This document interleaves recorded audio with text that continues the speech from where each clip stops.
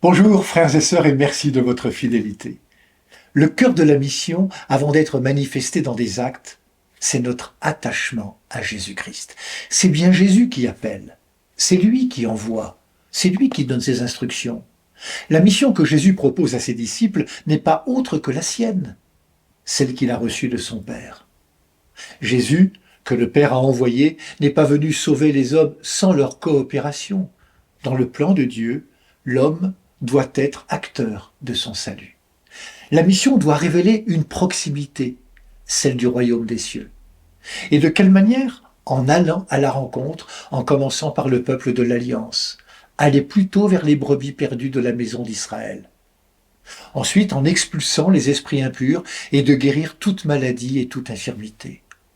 Jésus invite ses disciples à faire reculer les esprits impurs qui faussent nos jugements et nos discernements en nous éloignant de Dieu, et de faire reculer la souffrance qui blesse les corps, qui blesse les cœurs. Pour Jésus, l'amour de Dieu est pour tous. Pour Jésus, point de frontière entre les hommes, au motif que certains auraient été souillés par le péché, la maladie.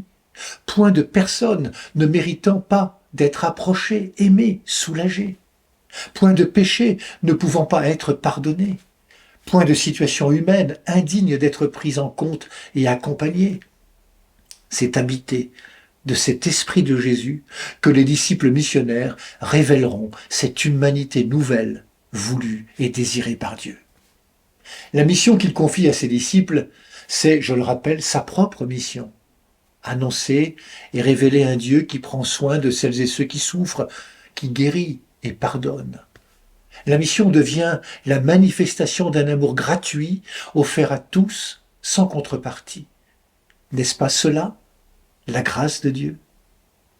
Bonne journée à toutes et à tous, prenez bien soin de vous et des autres.